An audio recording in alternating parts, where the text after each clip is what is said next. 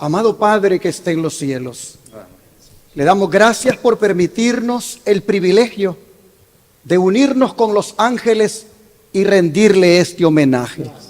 Oh Señor, es de labios impuros, es de personas indignas, pero redimidos por la sangre de Jesucristo. Por ello, señores, que venimos aquí delante de usted para decirle: santo, santo, santo es su nombre. Y gracias por habernos amado tanto que dio a su Hijo unigénito para redimirnos de nuestros pecados. Señor, en esta hora queremos suplicarle que nuestra estadía aquí sea la mejor de todas, porque su presencia en este lugar hace que este lugar sea agradable. Así que le pedimos que, teniendo esa conciencia delante de quien estamos, nos gocemos y nos alegremos y le demos honra y gloria. Se lo suplicamos en el nombre de Jesús. Amén.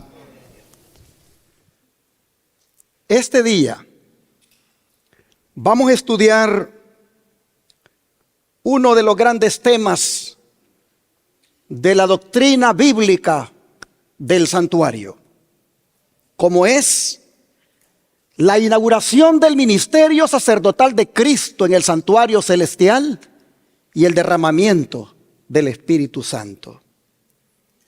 Este será el tema número 22 de la serie del santuario que hace varios años comencé con la iglesia de Houston. Estudiar la doctrina del santuario es muy importante, porque dice el don de profecía que es la luz que ilumina el pasado, el presente y el futuro de nosotros como pueblo. De manera que les invito a ser iluminados con lo que ocurrió en el cielo y en la tierra cuando Jesús inició su ministerio sacerdotal. Abramos la Biblia en el Evangelio de Juan, capítulo 20, versículos 17 y 18. Evangelio de Juan, capítulo 20, versículos 17 y 18. Jesús le dijo: no me toques, porque aún no he subido a mi Padre. Mas ve a mis hermanos y diles: subo a mi Padre y a vuestro Padre, a mi Dios y a vuestro Dios.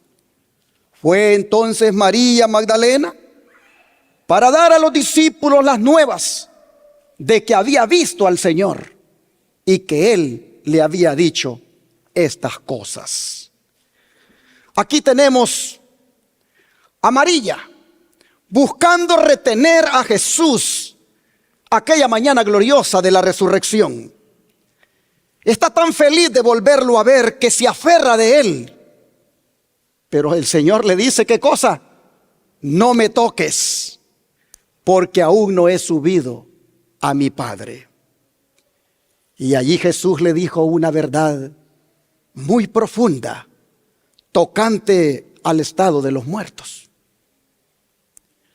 Porque ¿qué es lo que dice la mayoría de cristianos cuando un ser amado muere? Que ya está en la presencia del Señor, ¿no es cierto?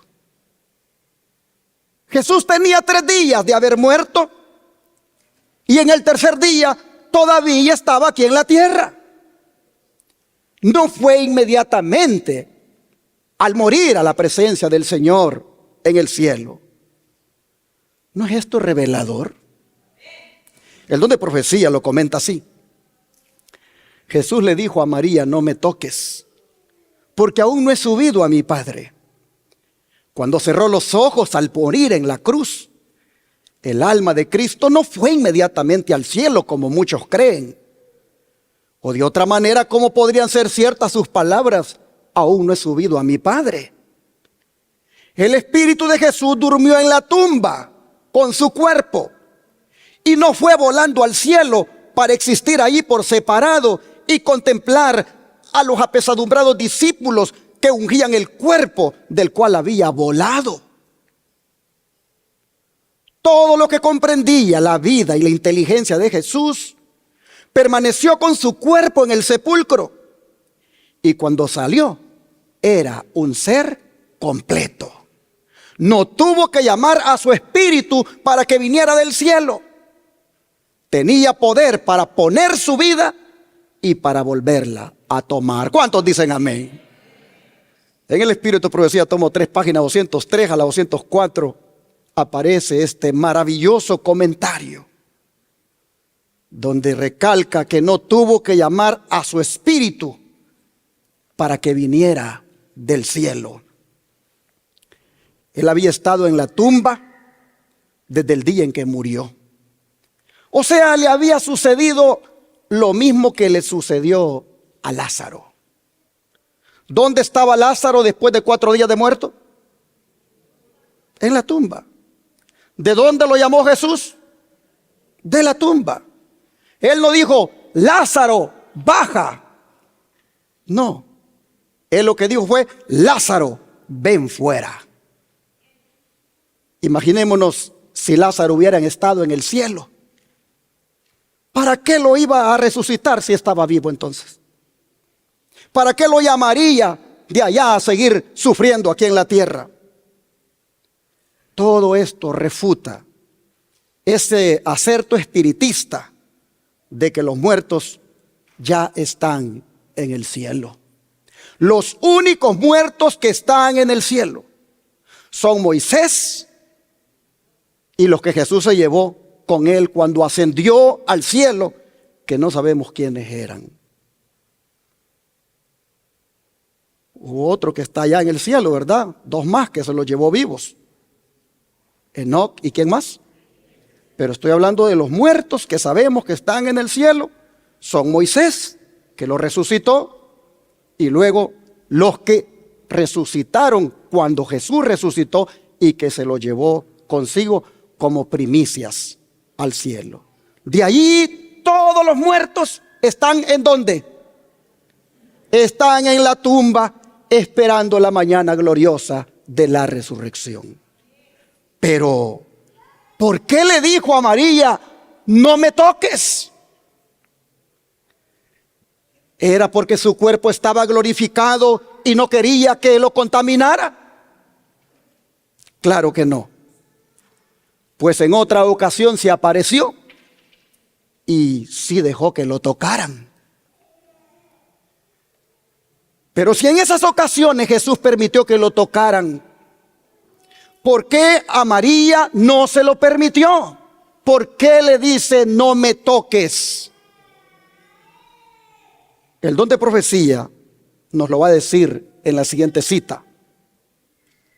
Se los pongo acá y por favor traten de interactuar con la Biblia y las citas del Espíritu de Profecía para que entiendan el mensaje.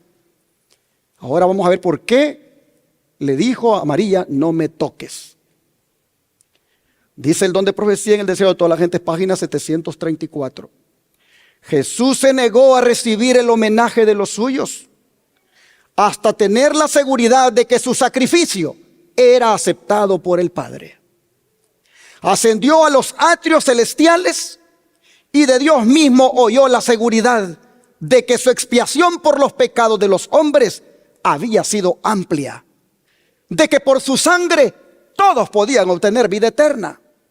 El Padre ratificó el pacto hecho con Cristo de que recibiría a los hombres arrepentidos y obedientes y los amaría como a su Hijo. ¡Gloria a Dios! ¡Qué hermoso! No se dejó tocar de María porque eso equivalía a recibir homenaje. Y él no lo quería recibir, sino hasta que su sacrificio fuera aceptado por el Padre. Y que su Padre le asegurara que dicho sacrificio podía expiar o eliminar los pecados de los hombres. ¿Cómo se llama eso, hermanos? ¿Cómo le llamamos a eso nosotros? Amor por el pecador. No se puede llamar de otra manera. Amor por el pecador. No me toques. Todavía no he subido a mi Padre. refuta la enseñanza errónea del estado de los muertos, de que al nomás morir están en la presencia de Dios.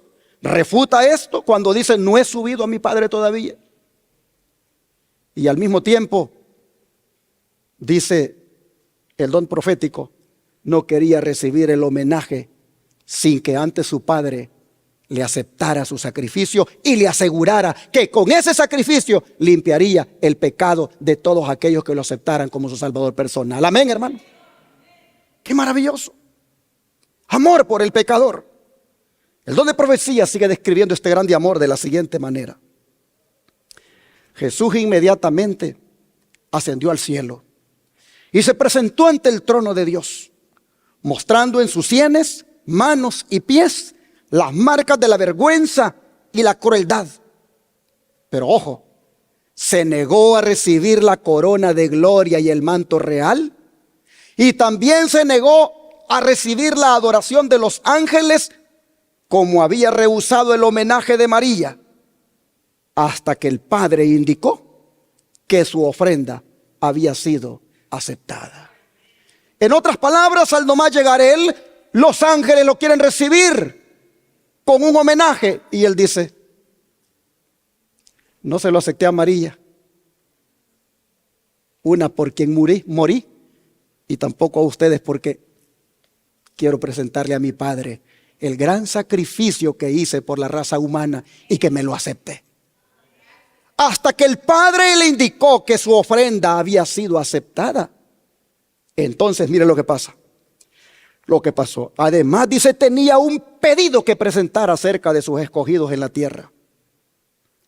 Anhelaba que estuviera claramente definida la relación que desde allí en adelante tendrían sus redimidos en el cielo con su Padre. Su iglesia debía ser justificada y aceptada antes que él pudiera aceptar el homenaje celestial. ¡Qué grande amor!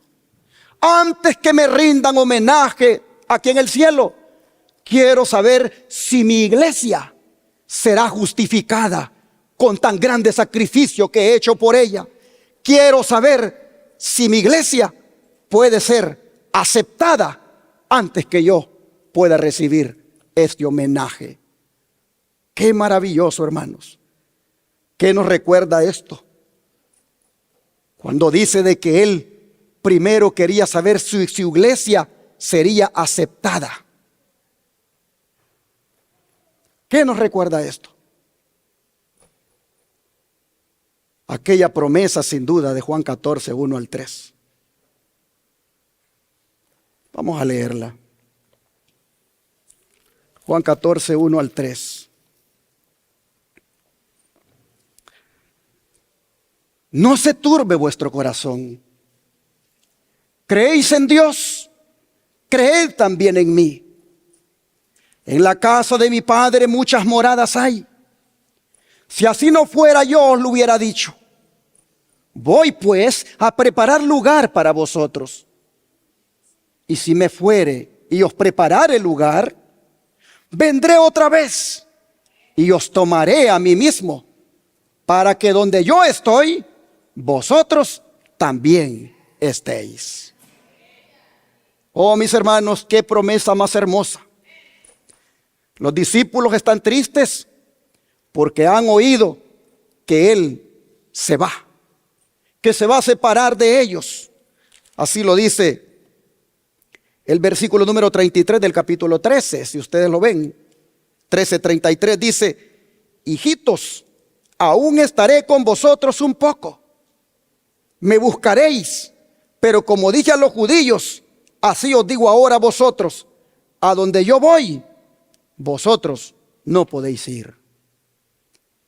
¿Qué pueden sentir un grupo de amigos que han estado juntos por 3 años con su maestro, que han aprendido tanto de él, y que ahora les diga: a donde yo voy, ustedes no pueden ir?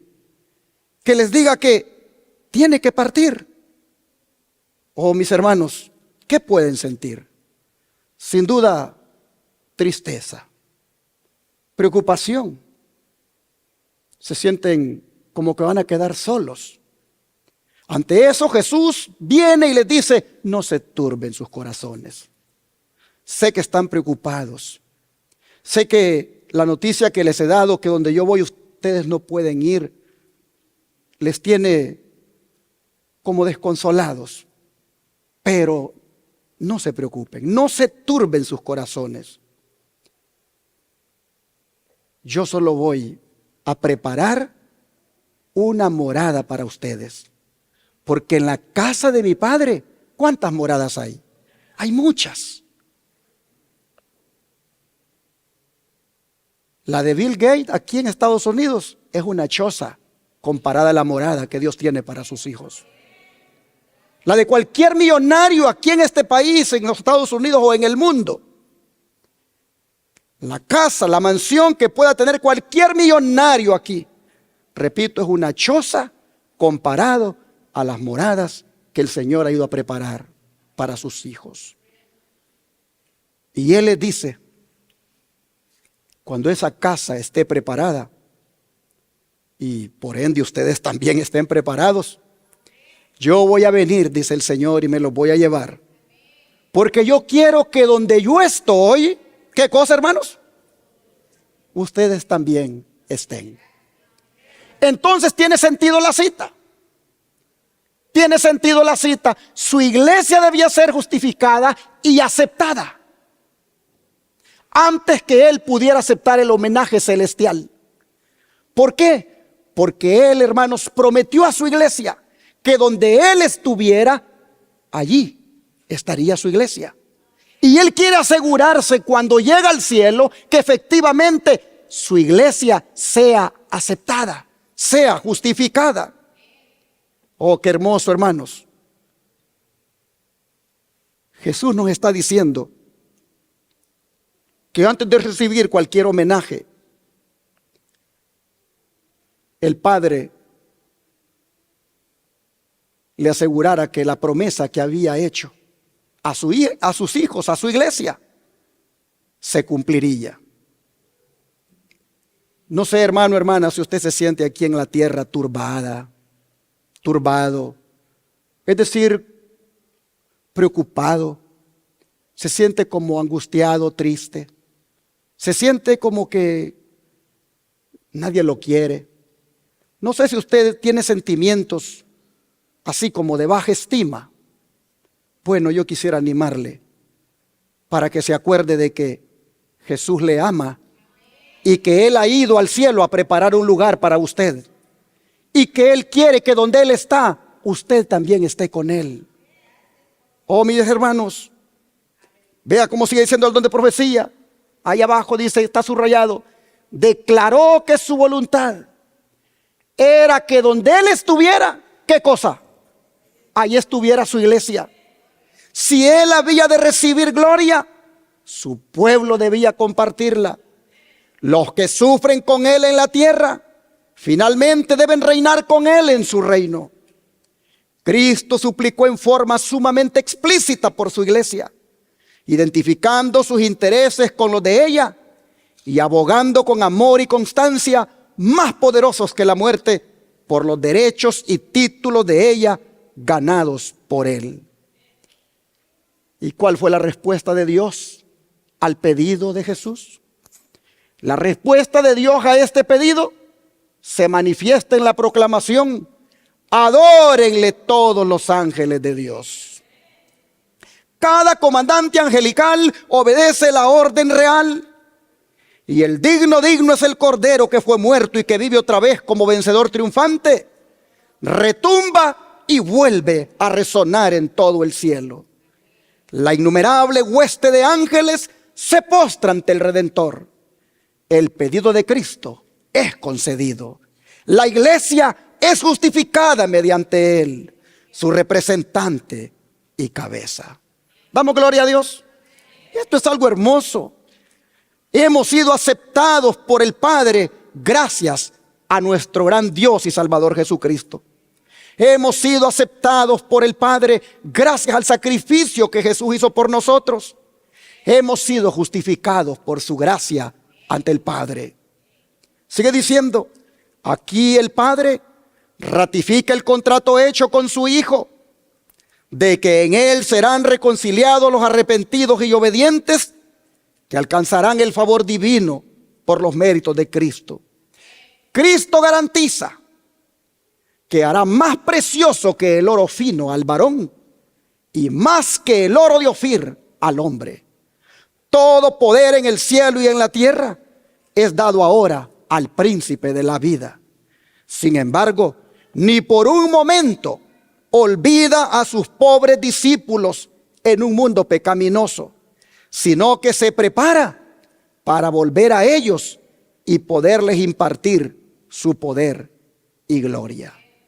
De este modo, el Redentor de la humanidad relaciona la tierra con el cielo y al hombre finito con el Dios infinito mediante el sacrificio de sí mismo. En otras palabras, hermanos y hermanas, lo que Cristo fue a hacer al cielo fue a cumplir con el símbolo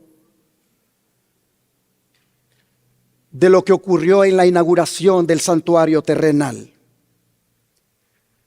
Cuando en esa inauguración las Escrituras dicen que se consagró al que sería el sacerdote para interceder por el pueblo. Y se ofrecieron en esa ocasión sacrificios por el sacerdote y por el pueblo. Solo que en el caso de Jesús, fue a inaugurar su ministerio sacerdotal en el santuario celestial, ofreciendo su propio sacrificio, no por él, sino por aquellos que de toda la raza humana le acepten. Pero después de esa visita breve e inicial con su Padre, ya hemos leído en el don de profecía que Jesús volvió a la tierra. Volvió a la tierra para confirmar la fe de los suyos. Hermanos y hermanas, aunque fue reconocido y adorado por los ángeles, hubo algo ahí que no se completó. Y fue la coronación de él como sacerdote y rey. Fue reconocido y adorado por los ángeles, pero en la ceremonia faltó la coronación de gloria para con él. Es más, nosotros vemos que no se lo presenta, habiéndose sentado con su Padre sobre su trono a la diestra de la majestad del cielo, sino que se lo presenta, por lo que hemos leído en el don profético, regresando a sus discípulos a la tierra. Y ahora sí, aceptando que lo adoren, aceptando que le rindan homenaje, porque ya su Padre le ha aceptado su sacrificio en el cielo. Y vamos a comprobarlo. Mateo 28, 1 al 10.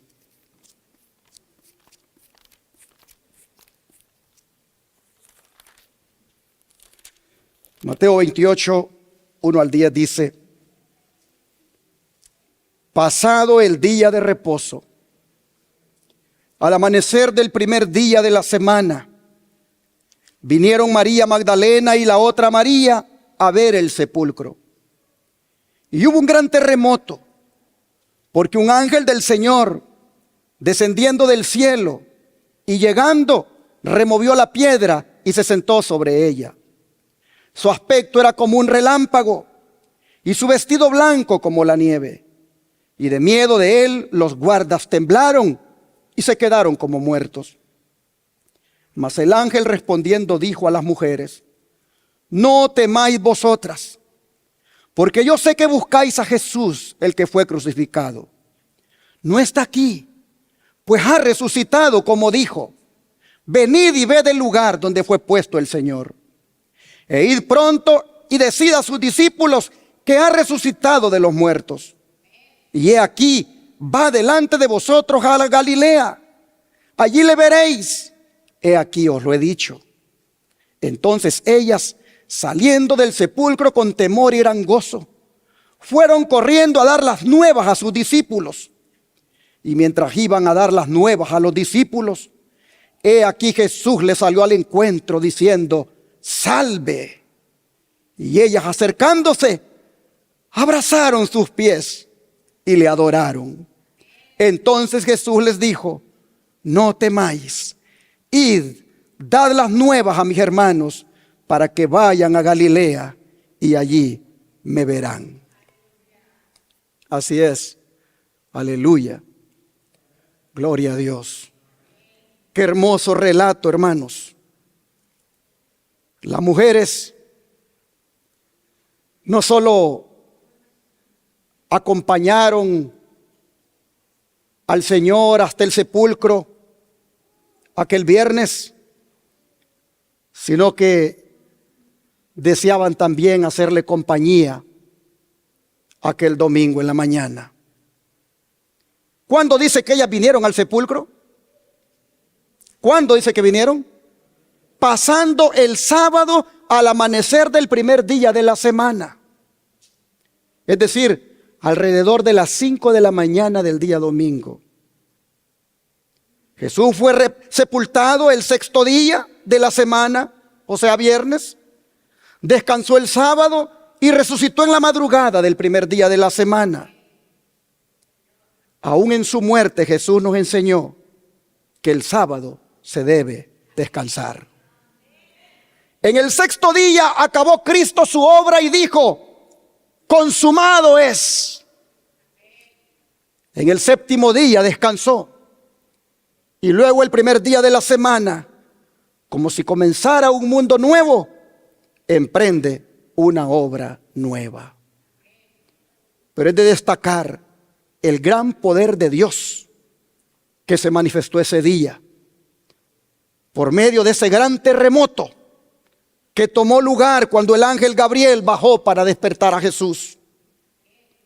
Hemos leído en el relato que hasta los guardias, dice, temblaron de miedo y cayeron como muertos.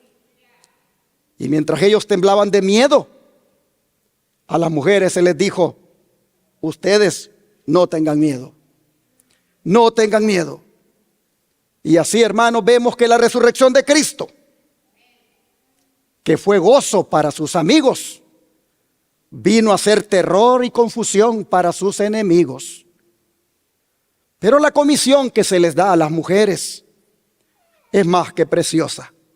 Pues se les dice en el versículo 7 que vayan pronto a dar la buena nueva que Cristo ha resucitado.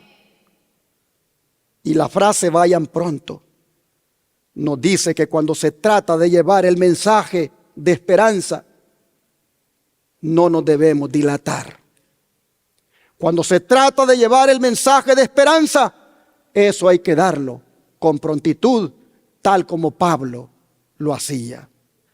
¿Y cómo respondieron ellas según el versículo 8? Dice que fueron, ¿qué cosa? Corriendo a dar las buenas nuevas. No malgastaron el tiempo, ni fueron negligentes en cumplir la tarea. Fueron, hermanos, corriendo. Y el Señor las recompensó antes de dar las buenas nuevas, porque se les apareció en el camino y les dijo: salve. Salve es una expresión de regocijo. Salve es una expresión de decir: hola, ¿cómo están?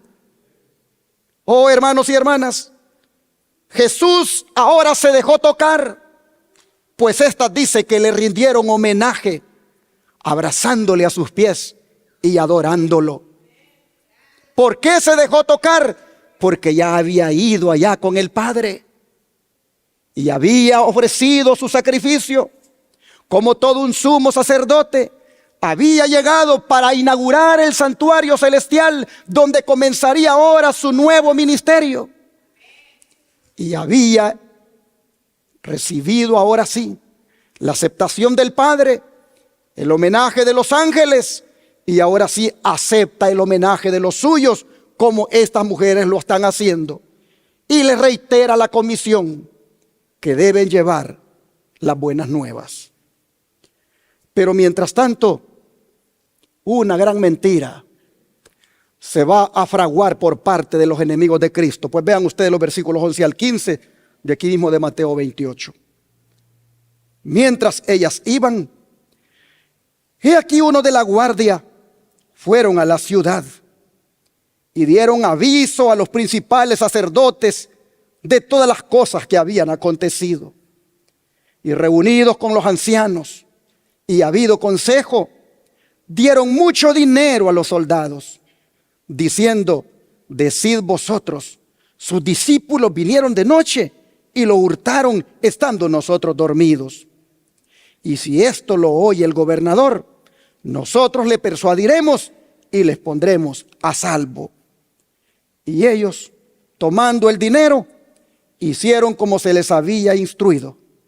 Este dicho se ha divulgado entre los judíos hasta el día de hoy.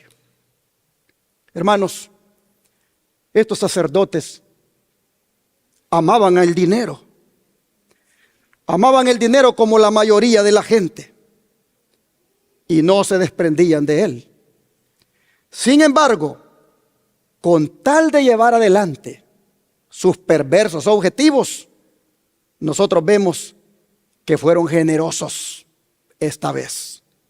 Dieron una gran suma de dinero para extender lo que ellos mismos sabían que era una gran mentira.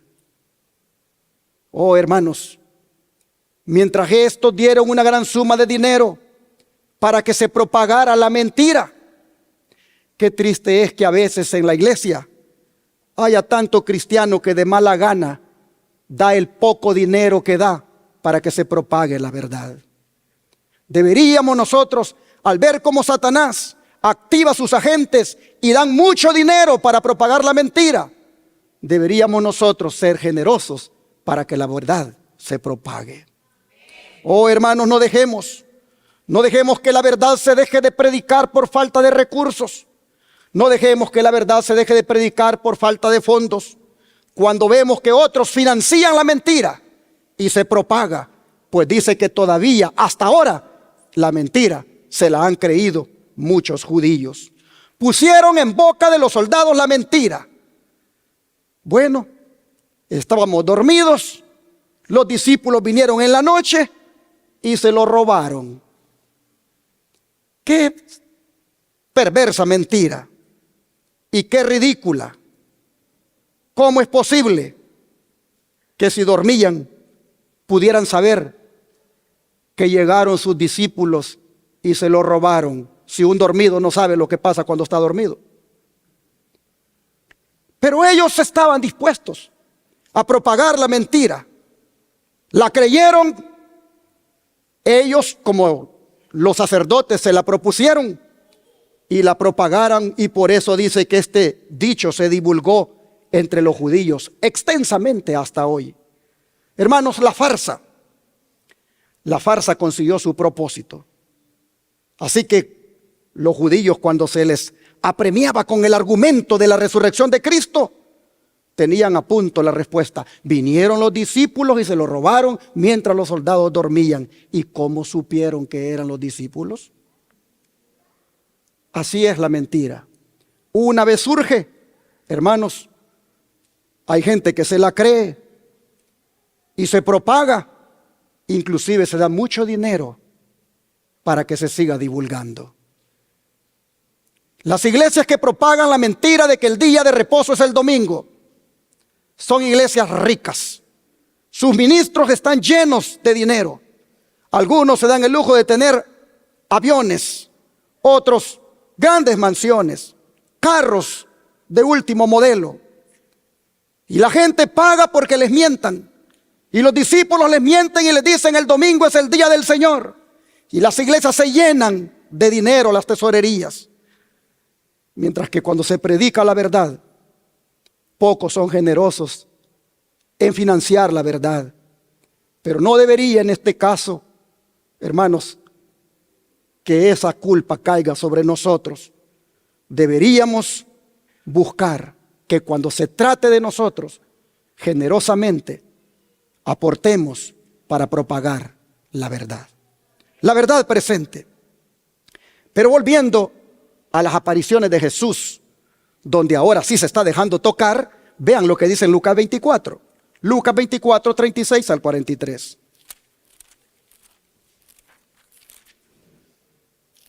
Lucas 24, 36 al 43. Y la escritura dice: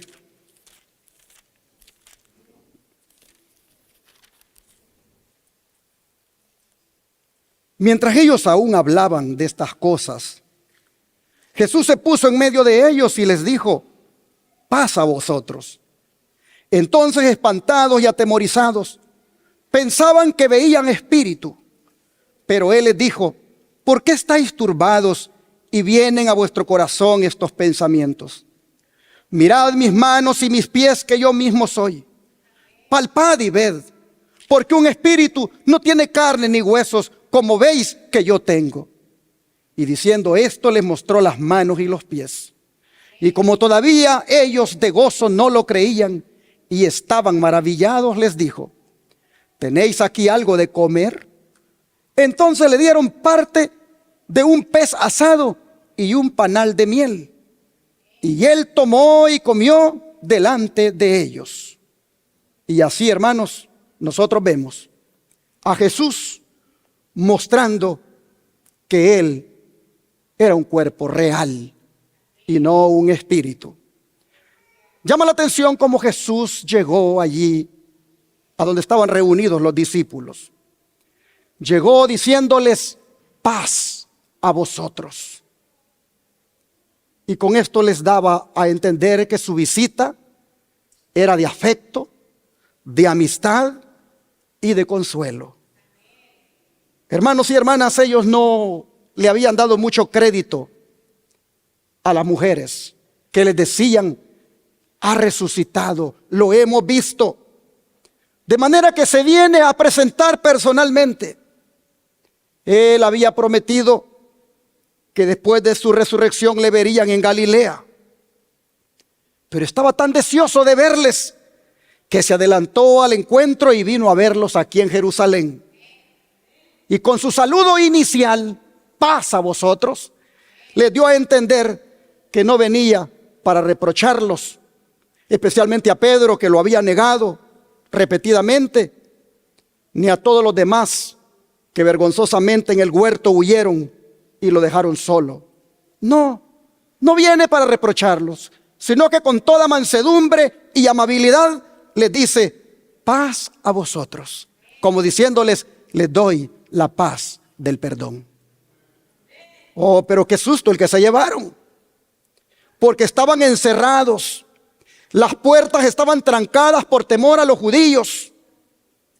¿Y cómo es que se aparece si las puertas están trancadas? Lo único que se les ocurre pensar es que es un espíritu fuera del cuerpo el que está allí. Y Jesús les dice: ¿por qué tienen miedo? ¿Por qué están turbados? ¿Porque entré cuando la puerta la tienen bien trancada? ¿Por eso creen que soy un espíritu? Miren mis manos y mis pies. Toquen, palpen, miren. Un espíritu no tiene carne ni huesos como yo lo tengo. Oh, hermanos, Jesús procedió a demostrarles que sus temores no tenían fundamento y que la idea de que él era un espíritu era un error. Les mostró las manos, les mostró los pies, les mostró las cicatrices de su reciente crucifixión. Y los espíritus no tenían cicatrices de heridas que les hayan causado en la tierra. Por eso les invita a que lo toquen, a sentir la carne de él, a sentir que él es un cuerpo material. Mientras que los espíritus no tienen sustancia material, no tienen ni carne ni huesos.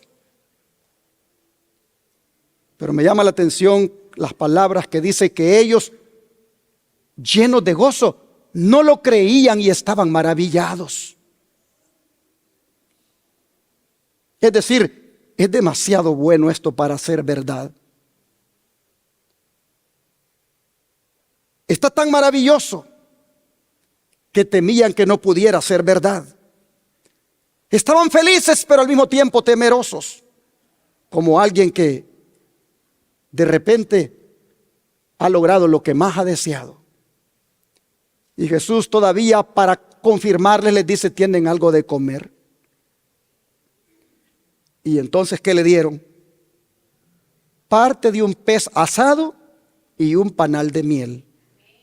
Y él lo tomó y comió delante de ellos. No falta quien dice: mire, ¿se da cuenta? Jesús comió carne, Jesús comió pescado. Y mire qué asado el que se comió ese día, qué tan delicioso ha de haber estado.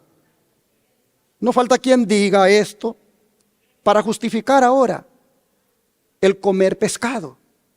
Pero le aseguro que los peces de los días de Cristo no estaban contaminados como los de hoy.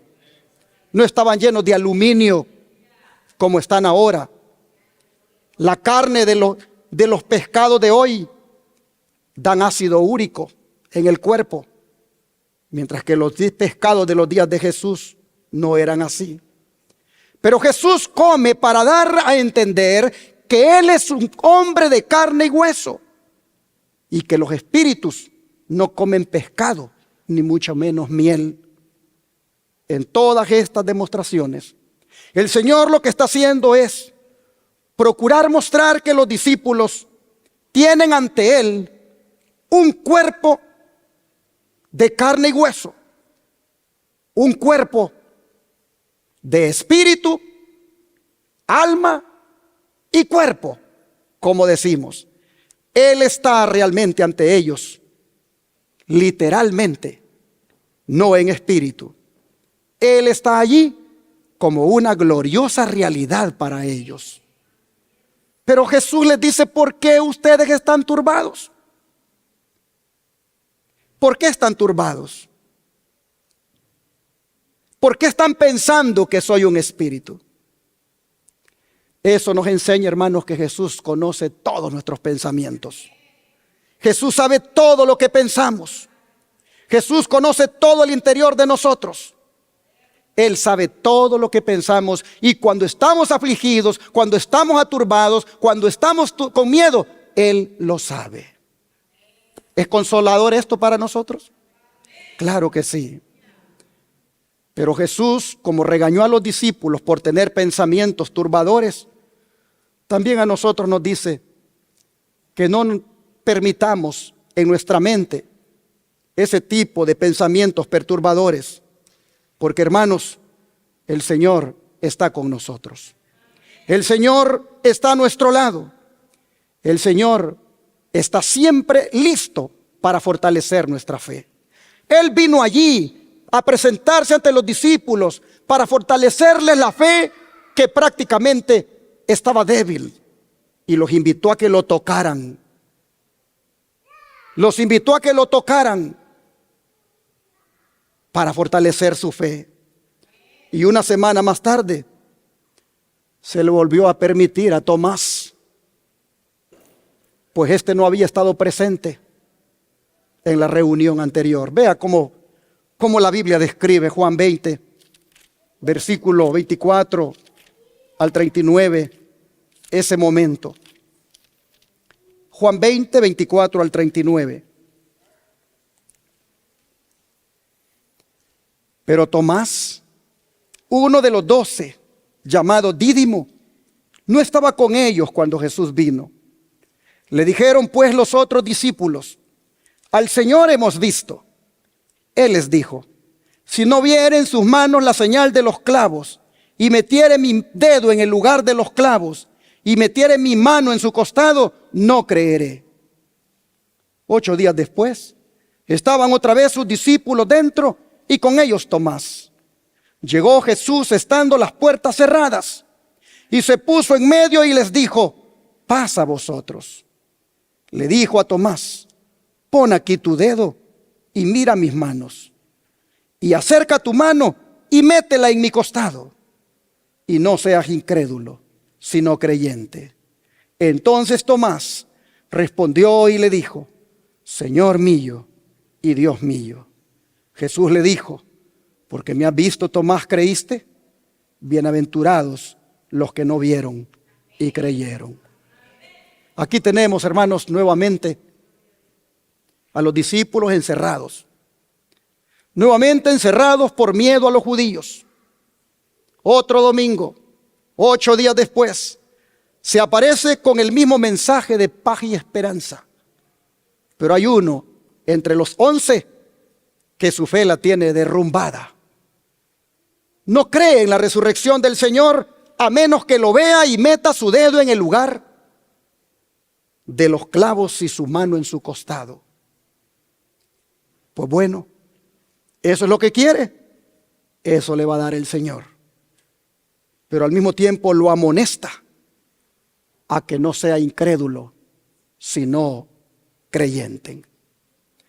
Hermanos y hermanas, esta es una reprensión para Tomás por su incredulidad, porque el Señor va a tener que darle palabra por palabra todo lo que ha demandado. Todas las condiciones que Él ha puesto para creer, el Señor se las está dando. Hermanos y hermanas, Jesús había oído todo lo que Tomás había dicho. Eso nos dice que no hay ni una sola palabra que Jesús no la oiga. Jesús escucha todo lo que hablamos, todo lo que pensamos, todo lo que hay en nuestra mente. Jesús lo sabe. No hay nada de nosotros que el Señor no conozca. Jesús sabía lo que Tomás había dicho. Y en su benignidad condesciende tanto a darle a Tomás todo lo que demandaba. El Señor tuvo que soportar a Tomás y prácticamente hizo todo lo que Tomás quería para poder convencerle.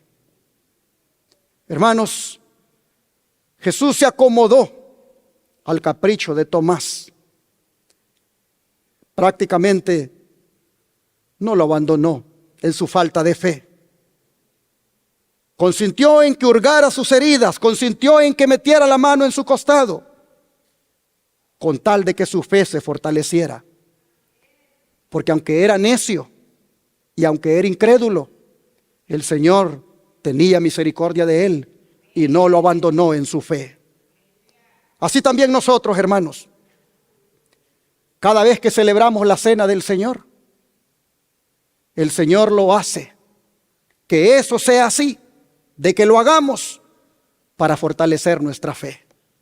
Cada vez que celebramos la cena del Señor, somos como Tomás, que metemos el dedo en la llaga, metemos la mano en su costado y comprobamos que Cristo murió por nosotros. Y nuestra fe se fortalece. Nuestra fe, hermanos, vuelve a crecer. Así entonces, el Señor condesciende con nosotros y nos ayuda para bendecirnos. Pero la exhortación que le da, no seas incrédulo, sino creyente. Hermanos y hermanas, esta es una invitación para Él y para todos nosotros. El Señor quiere que tengamos fe. El Señor quiere que creamos en Él. El Señor quiere que no esperemos evidencias más de las que ya nos ha dado para seguir creyendo en Él. El Señor quiere que tengamos fe, porque si no tenemos fe, entonces no tenemos gozo, no tenemos gracia, no tenemos tampoco ánimo. El Señor, hermanos, dice, no sean incrédulos, sino creyentes. Hermanos, la fe es algo que nunca debemos perder. La fe es algo que debemos mantener con nosotros siempre. Mire que Tomás no es que era inconverso, sino que la fe no le alcanzaba. No era suficiente para creer el informe de que Cristo había resucitado. Por eso el Señor le dice, Tomás, porque ahora has visto, ¿crees? Sí, porque le ha dicho, Señor mío y Dios mío. En otras palabras, me avergüenzo de haber estado actuando de esta manera. Confieso que tú eres mi Señor y tú eres mi Dios. Hermano, Señor mío y Dios mío, fueron las palabras de Tomás. Y allí la fe de él salió vencedora en medio de aquel conflicto entre creer y no creer. Jesús le dijo: porque me has visto, has creído. Bueno, le dice, bienaventurados los que no vieron y creyeron. Hermanos, Cristo aceptó a Tomás como creyente. Es verdad que estaba débil en su fe, pero no lo abandonó. Le dio una evidencia más para fortalecer la fe y lo recibe ahora cuando Tomás le dice: Señor mío y Dios mío. Tan pronto lo reconoció como tal, Cristo lo recibe. Cristo le estimula a que sea un verdadero creyente. Así nosotros, mis hermanos, debemos creer siempre en el Señor. No se nos olvide que la fe se activa y se fortalece más que por ver, por oír. Oiga esto, la fe se activa y se fortalece más que por ver, por oír. Por eso dice la palabra de Dios que por el oír viene la fe. Pero todas estas apariciones, mis hermanos, todas estas apariciones donde ahora Jesús sí se deja tocar, están ocurriendo después que Él había ascendido al santuario celestial brevemente para ofrecer su sacrificio. Y digo brevemente porque 40 días después va a subir de nuevo. Y ahora sí, para realizar su ministerio sacerdotal hasta que la gracia se acabe. Pero antes de eso, no deja huérfanos a sus discípulos. Pues vean lo que les deja. Juan 20, versículos 20 al 23.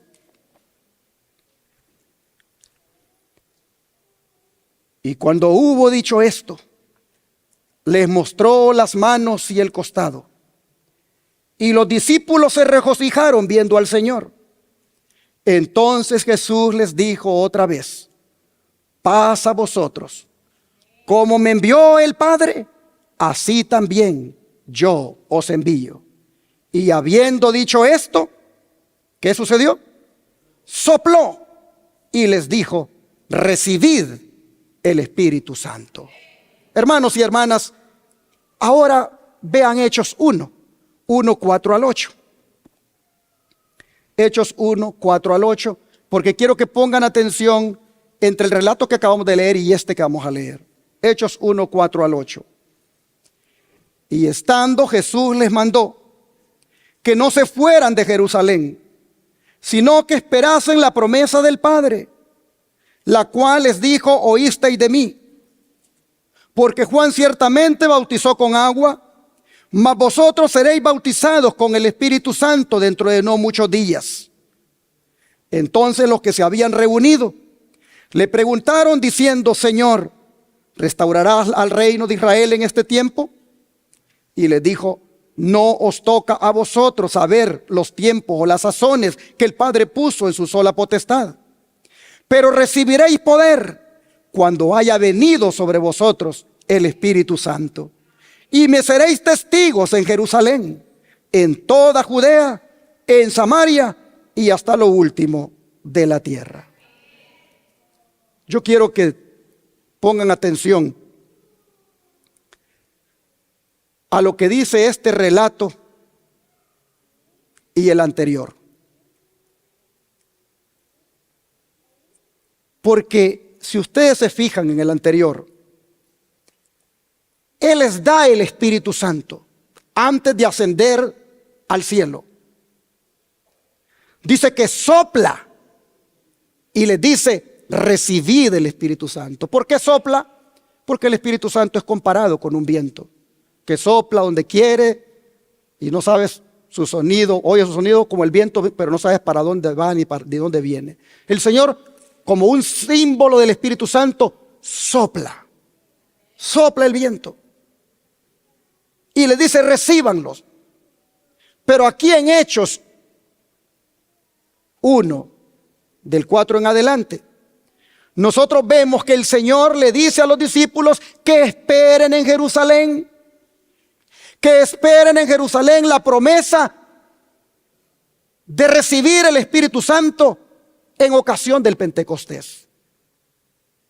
¿Cómo es que en Juan sopla y les dice reciban el Espíritu, y en Hechos les dice quédense aquí, esperen en Jerusalén hasta que se cumpla la promesa del Espíritu Santo que va a venir en el Pentecostés? ¿Cómo entender que allá se los da y aquí les dice esperen para recibirlo? Esa es la bendición que tenemos cuando estudiamos la Biblia con el espíritu de profecía, porque el espíritu de profecía nos dice algo que nos va a ayudar a entender por qué aquí lo da, pero aquí dice esperen. Dice esta cita maravillosa del espíritu de profecía, tomo 3, página 243 a la 244. El acto de Cristo de soplar el Espíritu Santo sobre sus discípulos y de impartirles su paz fue como unas pocas gotas antes de la abundante lluvia que debía ser dada en el día de Pentecostés. En otras palabras, en el soplido fueron unas cuantas gotas. Y efectivamente, es posible que uno cuando sopla hasta sale saliva cuando uno sopla, y puede ser algo poco. Hay una gran diferencia recibir el Espíritu Santo con un soplo a recibirlo en la abundante lluvia como fue derramada en el Pentecostés. Así que esperen aquí, porque lo que les di en el soplo es algo preliminar y son apenas unas pocas gotas. Esperen aquí a que venga la lluvia abundante. Fueron nombrados ahora, dice, como los testigos del Salvador. Debían testificar lo que habían visto y oído de su resurrección. Debían repetir las bondadosas palabras que procedían de sus labios. Hermanos y hermanas, ¿cuándo dice que debía ser dada la abundante lluvia? En el día de Pentecostés, es decir, 10 días después de ascender al cielo. Esto nos muestra que la inauguración del ministerio sacerdotal de Cristo en el santuario celestial estuvo acompañada de 2 comparecencias.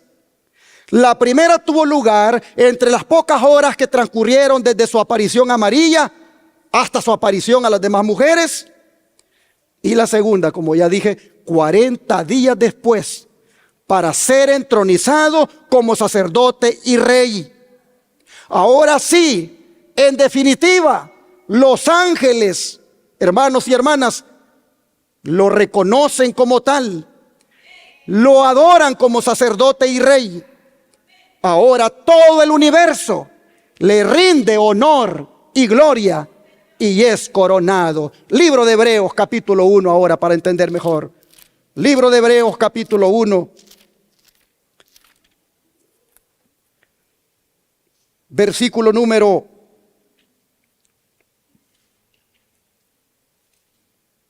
6.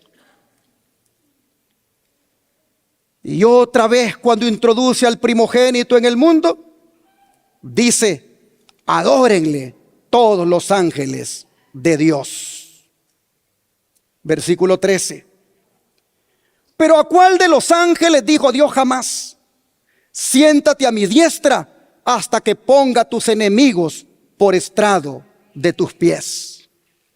Y el capítulo 2, verso 9 dice, pero vemos a aquel que fue hecho un poco menor que los ángeles, a Jesús coronado de gloria y de honra, a causa del padecimiento de la muerte, para que por la gracia de Dios gustase la muerte por todos. Así las Escrituras nos dicen que en la segunda comparecencia el Señor es coronado, es adorado por los ángeles, es prácticamente reconocido. Y ese reconocimiento fue confirmado aquí en la tierra mediante el derramamiento del Espíritu Santo. Porque mientras el Señor está siendo coronado en el cielo y está prácticamente inaugurando su ministerio sacerdotal. Mientras eso está ocurriendo allí, aquí en la tierra, el Espíritu Santo está siendo derramado sobre su iglesia. Mire cómo lo dice el don de profecía. La ascensión de Cristo al cielo fue la señal de que sus seguidores iban a recibir la bendición prometida. Habían de esperarla antes de empezar a hacer su obra. Cuando Cristo entró por los portales celestiales, fue entronizado en medio de la adoración de los ángeles. Tan pronto como esta ceremonia hubo terminado, el Espíritu Santo descendió sobre los discípulos en abundantes raudales. Y Cristo fue de veras glorificado con la misma gloria que había tenido con el Padre desde toda la eternidad. El derramamiento pentecostal era la comunicación del cielo de que el Redentor había iniciado su ministerio celestial. De acuerdo con su promesa, había enviado el Espíritu Santo del cielo a sus seguidores como prueba de que como sacerdote y rey había recibido toda autoridad en el cielo y en la tierra y era el ungido sobre su pueblo. ¿Qué le parece? El ministerio sacerdotal de Cristo en el cielo comenzó con su segunda comparecencia, con un acto impresionante de homenaje rendido por los ángeles y coronado y entronizado por las huestes celestiales. Sigue diciendo, después de la ascensión de Cristo, su entronización en el reino de la mediación fue señalada por el descenso del Espíritu Santo. En el día de Pentecostés fue dado el Espíritu. Los testigos de Cristo proclamaron el poder del Salvador resucitado.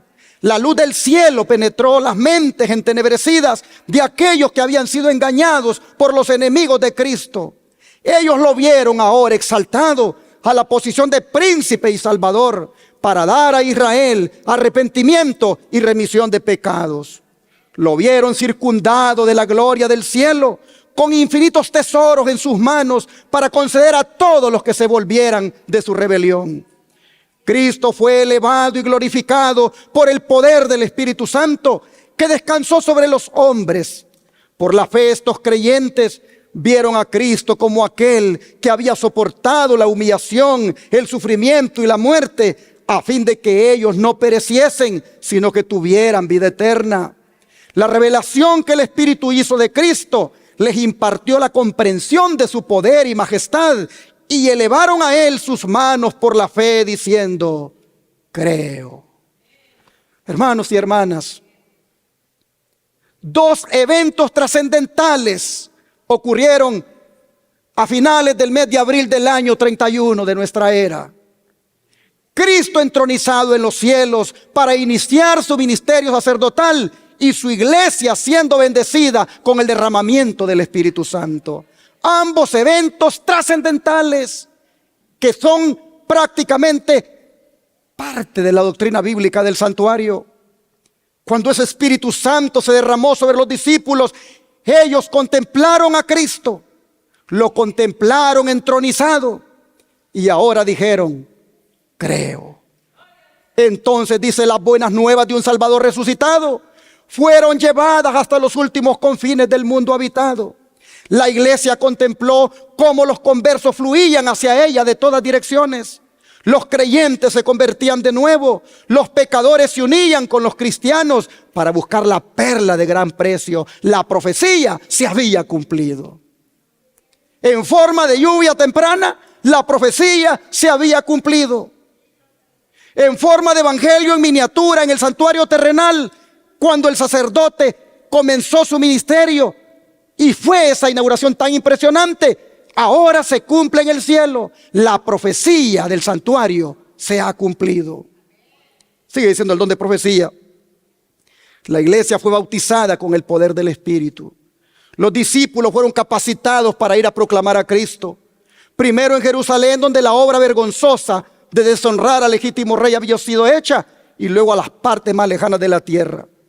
Se dio evidencia de la entronización de Cristo en su reino de mediación. El don del Espíritu Santo fue el más grande don que Dios podía otorgar al hombre finito. Esto, dice, es libre para todos. Y en este don no podría haber cómputo. Es decir, el don del Espíritu Santo, Cristo lo da sin medida. No puede haber cómputo. No es una porción del Espíritu Santo. Es el Espíritu Santo completo que otorga el Señor. Y esto, dice, es libre para todos. Hermanos y hermanas, el Espíritu Santo que fue derramado sobre los discípulos también puede ser derramado para ti, hermano, hermana. Puede el Espíritu Santo también tomar control de tu vida. Dice que esa capacitación especial marcó la entronización del Hijo unigénito de Dios en su reino de mediación. Pero ¿cuándo? ¿Cuándo fue que el Espíritu Santo vino con toda esa bendición descrita? Vamos al libro de Hechos otra vez, capítulo 1, verso 14. ¿Cuándo, hermanos? Hechos 1, 14. Dice la Escritura: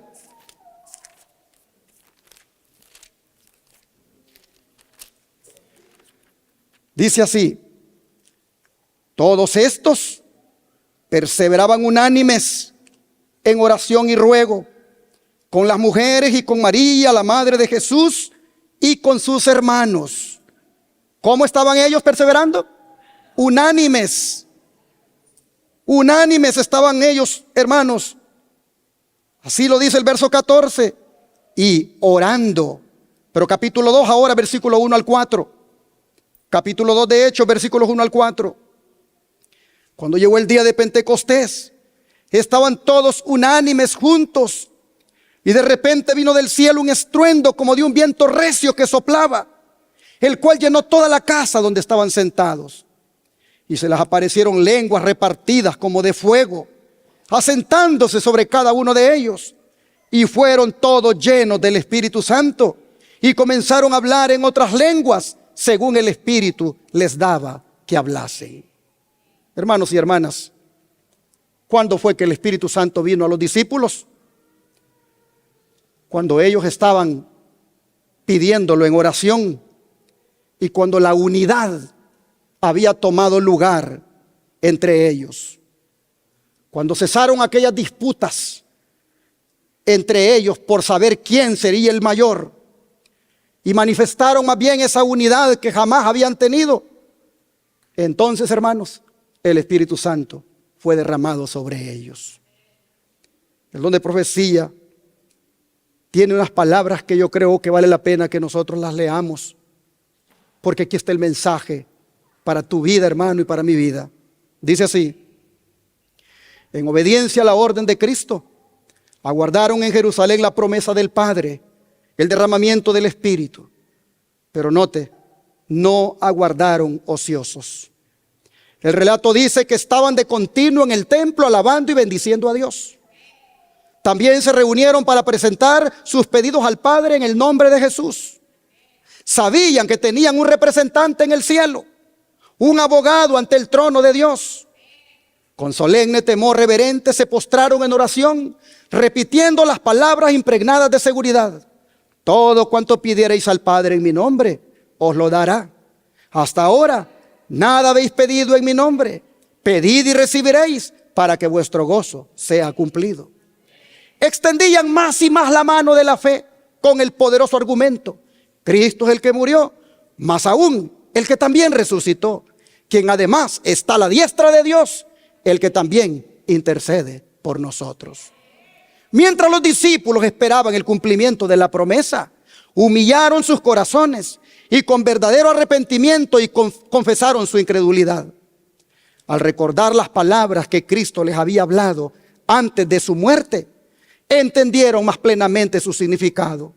Fueron traídas de nuevo a su memoria verdades que habían olvidado y las repetían unos a otros.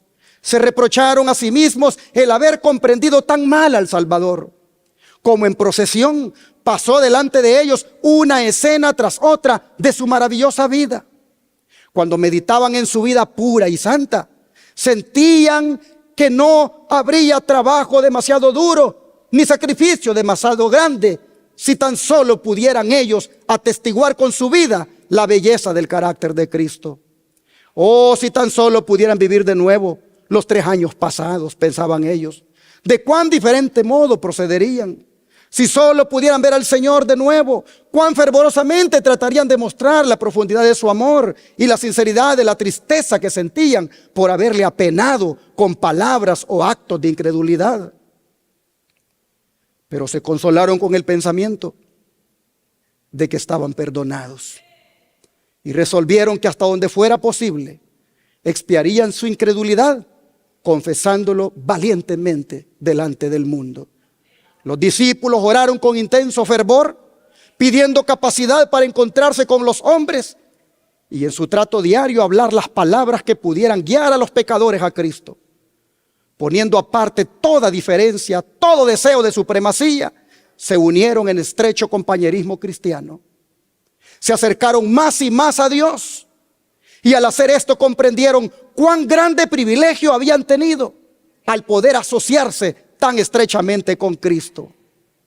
La tristeza llenó sus corazones al pensar en cuántas veces le habían apenado por su tardo entendimiento y su incomprensión de las lecciones que para el bien de ellos estaba procurando enseñarles.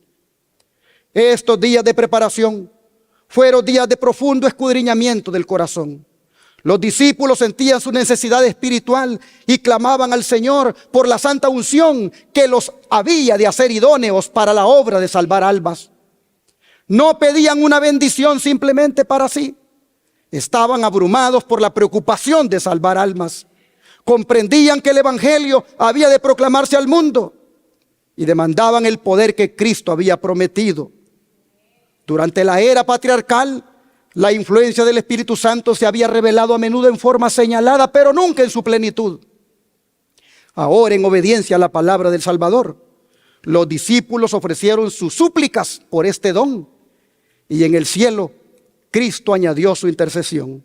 Reclamó el don del Espíritu para poderlo derramar sobre su pueblo. Y así, hermanos, la iglesia, henchida del poder del Espíritu, estaba preparada para llevar adelante la misión. Cuando el Espíritu Santo, hermanos, vino a ellos, cuando toda disputa, cuando todo prejuicio, cuando todo resentimiento, cuando toda sospecha que sentían el uno para el otro, fue quitada de sus vidas. Cuando confesaron su pecado, cuando admitieron que ellos no habían sido buenos hijos de Él y pidieron perdón y reclamaron la promesa les fue cumplida. Hermanos y hermanas, la iglesia, después de su bautismo del Espíritu, mire cómo siguió. Hechos 2, versículo 43 al 47. Y sobrevino temor a toda persona, y muchas maravillas y señales eran hechas por los apóstoles. Todos los que habían creído estaban juntos y tenían en común todas las cosas, y vendían sus propiedades y sus bienes y los repartían a todos según la necesidad de cada uno.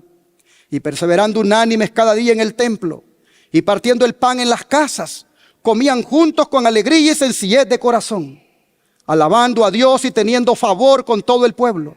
Y el Señor añadía cada día a la iglesia los que habían de ser salvos. ¿Cómo era la iglesia cuando estaba llena del Espíritu Santo?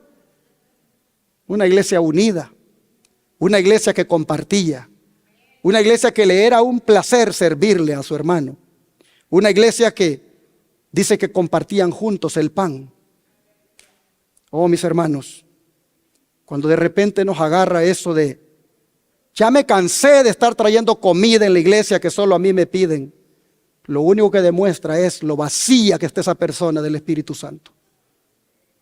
Eso es lo único que demuestra, lo vacía que está del Espíritu Santo. Porque si entendiera lo que una persona llena del Espíritu Santo es, un repollito, una lechuguita, una ensaladita o lo que te pidan, lo traerías con gozo para compartirlo con tus hermanos.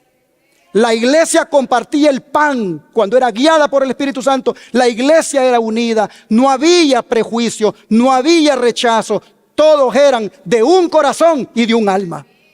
Oh, hermanos, El don de profecía dice que Dios llama a su pueblo a unirse para que la armonía entre aquellos que lo aman y guardan su ley pueda convencer al mundo que Él envió a su Hijo para salvar a los pecadores. Cuando nosotros como iglesia estemos unidos y el Espíritu Santo lo tengamos, la iglesia podrá hacer la obra y la gente entenderá que es verdad que Cristo salva y transforma a los pecadores. Dice que el Señor no cerró el depósito del cielo después de derramar su Espíritu sobre los primeros discípulos. Nosotros también podemos recibir de la plenitud de su bendición. El cielo está lleno con los tesoros de la gracia divina, y los que se acercan a Dios con fe pueden pedir todo lo que Él ha prometido. Si no tenemos su poder, se debe a nuestro letargo espiritual, a nuestra indiferencia y nuestra indolencia. Salgamos de este formalismo e inmovilidad. Hermanos y hermanas, ¿cómo está nuestra vida? ¿Está llena del Espíritu Santo? ¿Usted siente que el Espíritu Santo está con usted? ¿Usted siente que el Espíritu Santo le guía? ¿Usted siente que todo lo que hace es el resultado del Espíritu Santo moviéndolo a hacerlo? ¿Cómo está usted? Hay veces, hermanos, que da tristeza, pero la actitud que mostramos algunas veces es una actitud de una persona vacía del Espíritu. No hay voluntad de hacer la obra misionera. No hay voluntad de querer gastarse por la obra. Siempre está aquello de ver donde menos me esfuerce, donde menos riesgo yo tenga, donde menos recursos yo pueda invertir. Hermanos, estoy siendo explícito porque quisiera que al igual que yo, ustedes sientan la necesidad del Espíritu Santo en su vida.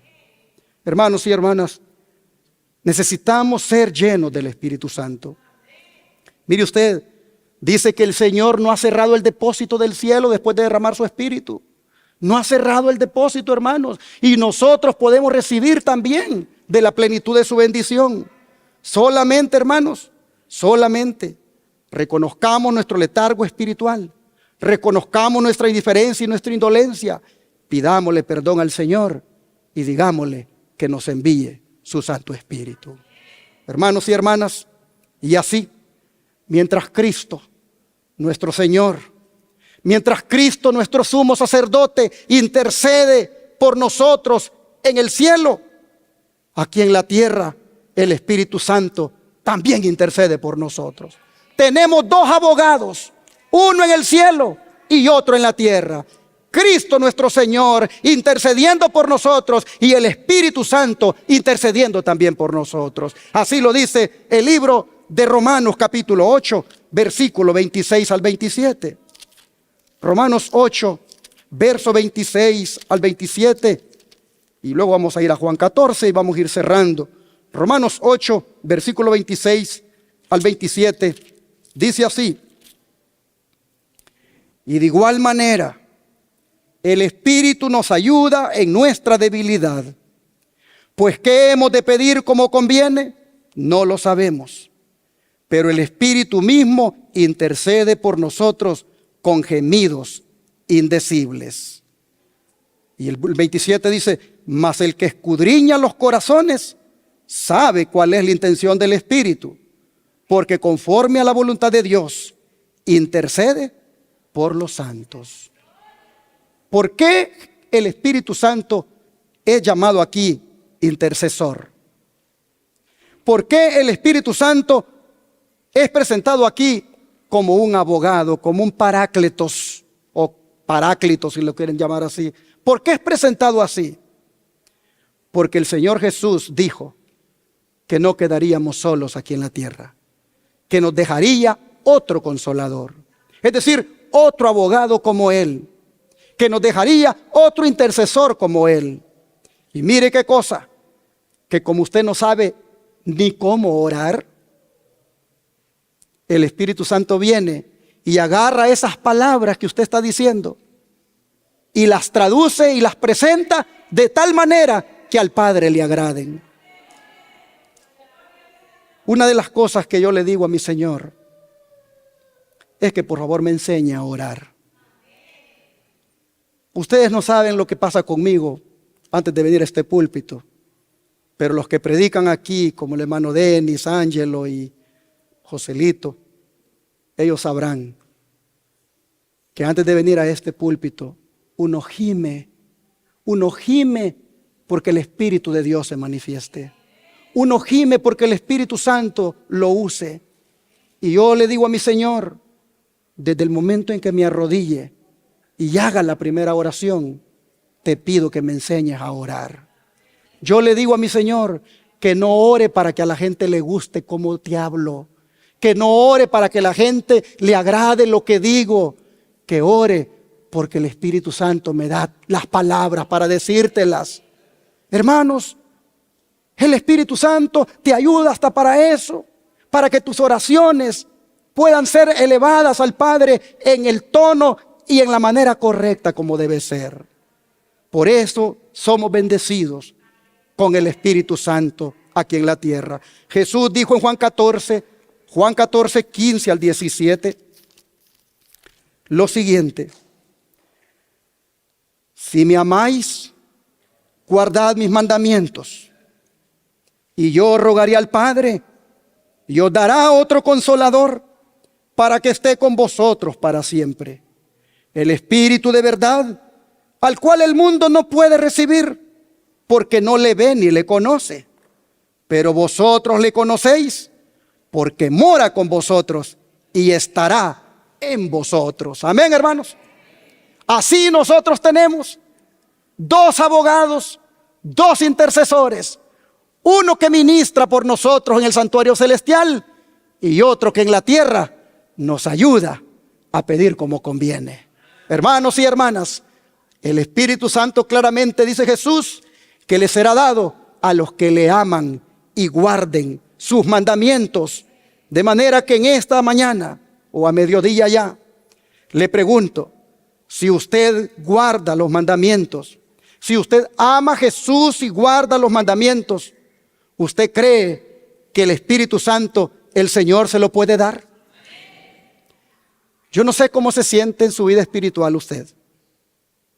Si se siente que está languideciendo, si se siente que está muy frío, si se siente que está muy seco, si se siente muy alejado de Dios, si siente usted que está viviendo aquí en la tierra como una persona sola, abandonada, sin consuelo, quiero decirle que usted necesita como nunca orar porque el Espíritu Santo venga a su vida. Yo necesito del Espíritu Santo. Y yo quisiera en esta mañana, o tarde ya, invitar a todos aquellos que quieran pedirle al Señor que envíe su Santo Espíritu sobre ustedes. Yo quisiera pedirles que vengan aquí adelante para que se lo pidamos de rodillas al Señor. ¿Hay alguien que quiera venir? ¿Hay alguien que quiera venir a decirle al Señor: derrama tu Espíritu Santo sobre mí? No quiero seguir más vacío. No quiero seguir más así como estoy, tibio, frío. Derrama tu Espíritu Santo sobre mí. Oh, hermanos y hermanas, necesitamos un reavivamiento. Solo el Espíritu Santo lo puede dar. Necesitamos nacer de nuevo. Solo el Espíritu Santo lo puede producir. Necesitamos rendirnos y clamar porque nuestro intercesor en el cielo y el de la tierra sean los que nos guíen en la vida. Vamos a orar y a pedírselo de rodillas. Padre Celestial, aquí estamos, Señor, como el siervo que clama por las aguas, como el siervo que en el desierto anda sediento del Espíritu. Así estamos ahora suplicándote: envía tu Espíritu Santo sobre nosotros. Ten misericordia de nosotros. Sabemos que no somos dignos de la unción de tu Espíritu. Sabemos que no tenemos mérito alguno, pero por los méritos de Jesucristo te rogamos, envíes tu Espíritu Santo sobre nosotros. Que venga tu Espíritu para que nos transforme en nuestra manera de pensar, en nuestra manera de ver, en nuestra manera de actuar. Que venga tu Espíritu para darnos el consuelo, para darnos la fortaleza y el ánimo, y aún para que nos enseñe a orar. Oh Dios Todopoderoso, gracias por los dos abogados que has provisto, a Jesucristo nuestro Señor y a tu Santo Espíritu.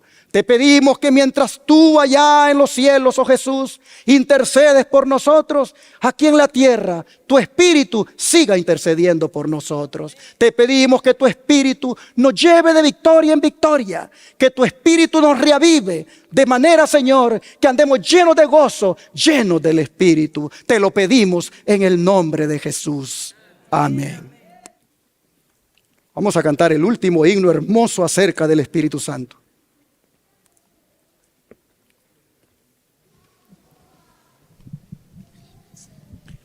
Himno 187. Puesto de pie. Himno 187.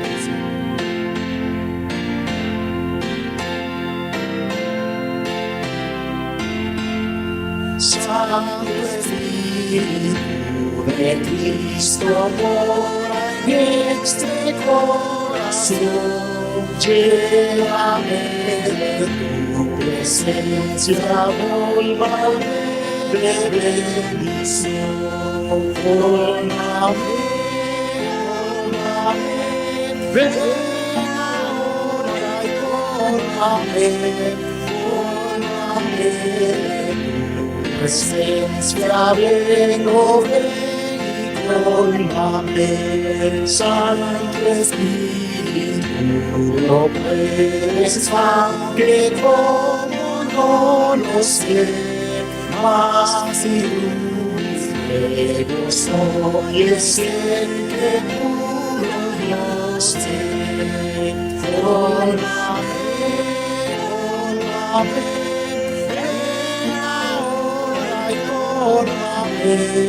Volvame de tu presencia, vengo, ven y colmame.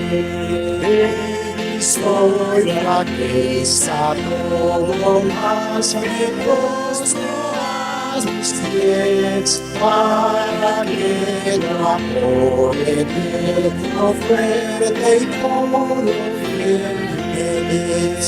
Volvame, ahora y colmame de tu presencia, vengo, ven y colmame. Guárdame, bendice y salva, tu alma espíritu. Ya me salvas, lejos de borrarme colmas. Volvame, ven ahora y colmame de tu presencia, vengo, ven y colmame. Amén. ¿Cuántos quieren que el Espíritu Santo les colme, hermanos? Amén. Volvámoselo a pedir al Señor de rodillas. Oh Dios Todopoderoso, hemos cantado que nos llenes de tu Espíritu, pero te lo volvemos a suplicar con nuestra voz, que nos llenes de tu Espíritu. Señor, sabemos que todo va a cambiar en nuestra vida cuando eso suceda. Sabemos, Señor, que seremos cristianos como aquellos primeros cristianos que fueron llenos del Espíritu Santo. Señor, concédenos el privilegio de que a manera de lluvia temprana, ese Espíritu se derrame sobre nosotros, para que cuando en forma de lluvia tardía se derrame, estemos preparados para recibir esa doble lluvia. Así que, Señor, nos ponemos en tus manos y te rogamos otra vez, llénanos de tu Espíritu. Te lo pedimos en el nombre de Jesús. Amén.